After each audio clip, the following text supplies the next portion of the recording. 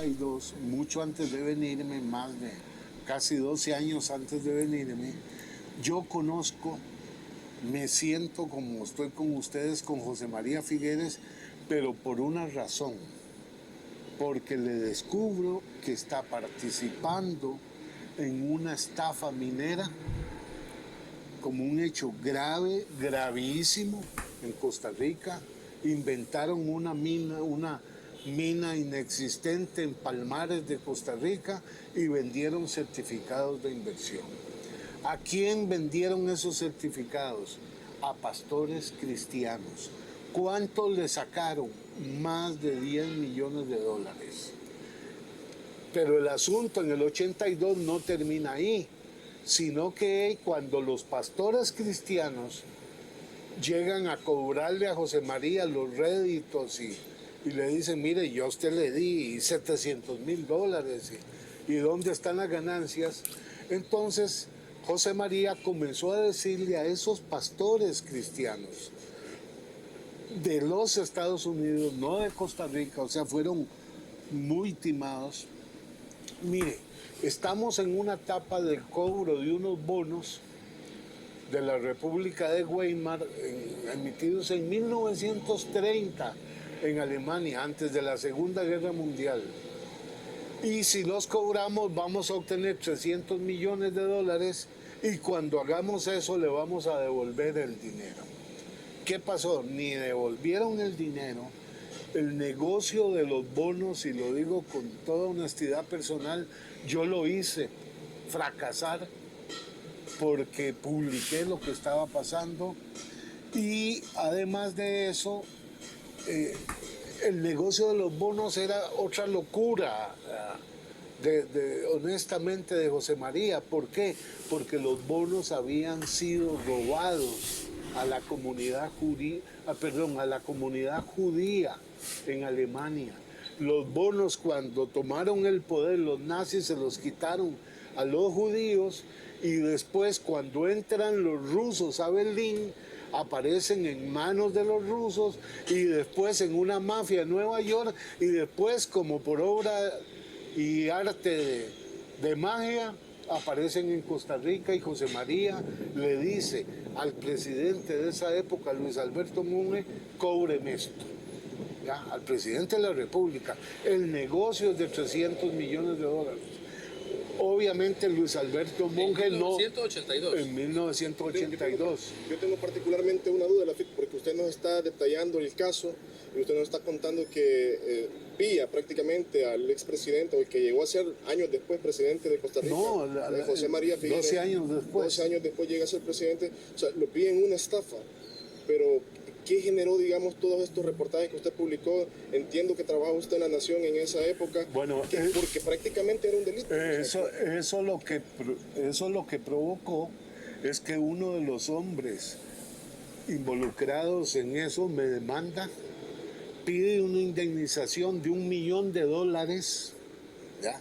Y para que estemos claros, a mí me absuelve uno de los más altos tribunales de la justicia costarricense.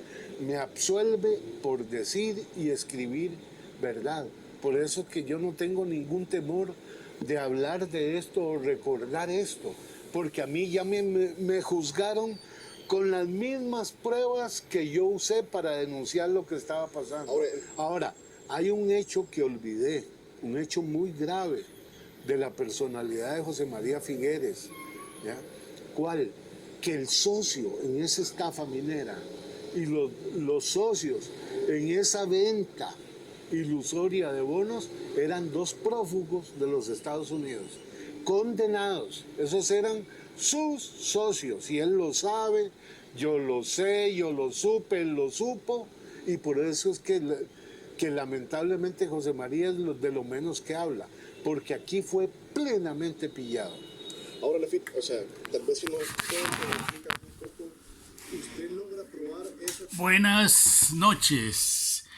Estábamos oyendo a Lafitte en una serie de programas que él realizó en Salvador, una conversación en este caso, pero estos videos están también reproducidos en varios medios de comunicación y que llevan el nombre de historias algo así como no denunciadas. Y como ustedes lo vieron, bueno, en primer lugar, en este caso de la estafa minera, el periodista Lafit Fernández fue llevado a los tribunales y salió limpio. El tribunal concluyó que los documentos que se habían publicado en el periódico La Nación por aquellos años, 12 años antes de que fuera presidente José María Figueres, y entonces aquí nos demuestra, como lo dice muy bien Lafit, uno de los rostros de José María, que pocas veces le conocemos y que él insiste continuamente en presentarse como el hombre que nunca ha pasado por los tribunales de justicia. Y en verdad que uno diría, pues ha tenido una gran suerte de poder amasar una gran fortuna, encubrimiento de delitos graves como podría ser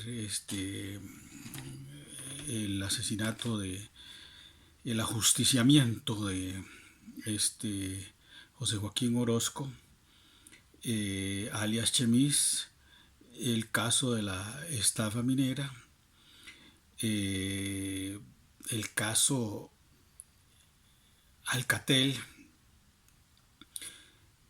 y quién sabe cuántas historias más. Es decir, en verdad que es un personaje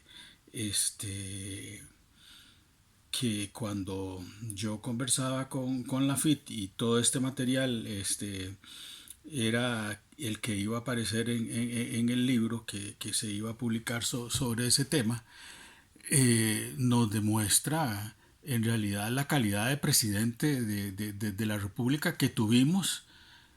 Y yo creo que ya hemos llegado a un punto en que a través de los medios de comunicación, a través de las entrevistas que dio Lafit, y quiero decir que estas entrevistas se las dio a grandes programas, grandes periodistas que han guardado silencio. Por eso las historias se llaman historias silenciadas. Y ese es el gran problema con que se ha enfrentado la sociedad costarricense. El periodismo costarricense cómplice. Y ahí están, revisen los videos para que se den cuenta ustedes cuántos periodistas no han entrevistaron a Lafit. Y todos guardaron silencio.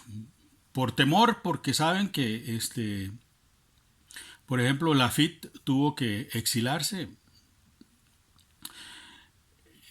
Recuerdo cuando me contó que había obtenido la nacionalidad salvadoreña. O sea, que un periodista costarricense tenga que irse a vivir a El Salvador porque entró en un conflicto periodístico con el presidente de la República es muy grave.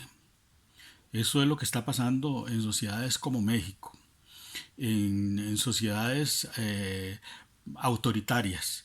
Y nosotros que nos creemos la cuna de la democracia, dejamos que Lafit Fernández se fuera para El Salvador, después de que, como ya en el video anterior Él nos contaba que hasta un perro muerto le tiraron.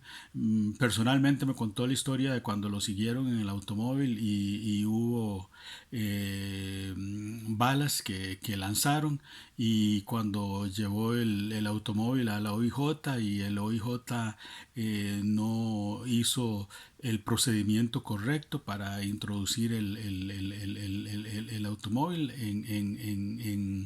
en los depósitos judiciales.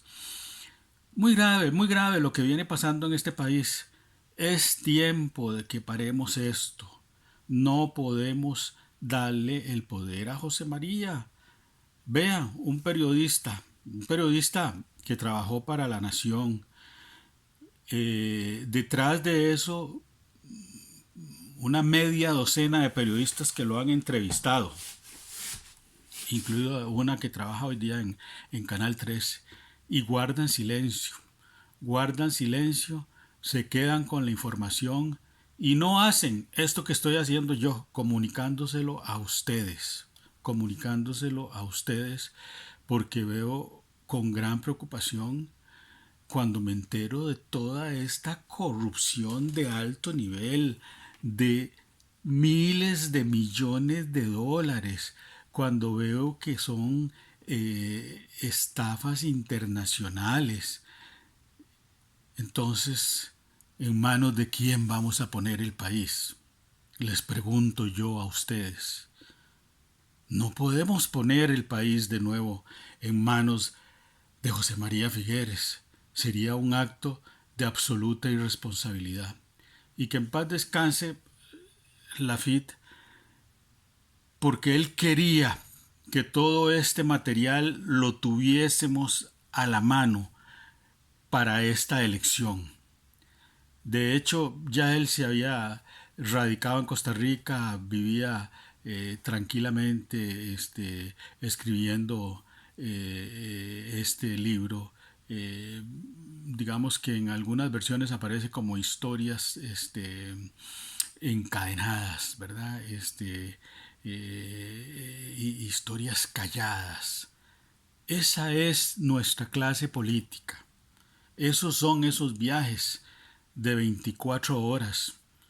¿Por qué no se tomaron todos los protocolos? No para salir, porque para salir no, el daño podría ser menor, para regresar, porque no sabemos qué podía traer ese avión. Y además viaja con gente de confianza. No los podemos entrevistar para preguntarles que si trajeron maletines, que en el fondo qué era. Porque como les he dicho en el video anterior, entre Costa Rica y República Dominicana, desde el campo de la información, no hay mucho que nos sea desconocido. No hay mucho que sea diferente allá o acá. Todo lo contrario, en República Dominicana el gobierno es justamente de un partido opositor que contó con el apoyo popular para imponer, digamos, quitarse de encima los viejos gobiernos tradicionales que también habían llevado al país a condiciones muy difíciles. Entonces, yo quiero que estos materiales los aprovechemos para empezar a limpiar a nuestra Costa Rica y que construyamos un mundo, nuestro país, en un mundo mejor para todos. No es posible que con toda esta información nos crucemos de brazos y vayamos a emitir el voto por una persona que no merece que le tengamos confianza. Muchas gracias. Buenas noches. Gracias a todos por las suscripciones. Han sido muy gentiles en tener confianza en la información que yo les brindo. Trato de estudiar, de informarme, de enterarme. Ese es mi rol como profesor universitario. Y bueno, esperemos que cuál sea la decisión que tome el pueblo de Costa Rica. Pero igual que posiblemente como cuando Lafitte dejó el país, uno también podría tomar una decisión similar. Muy buenas noches, que descansen en paz.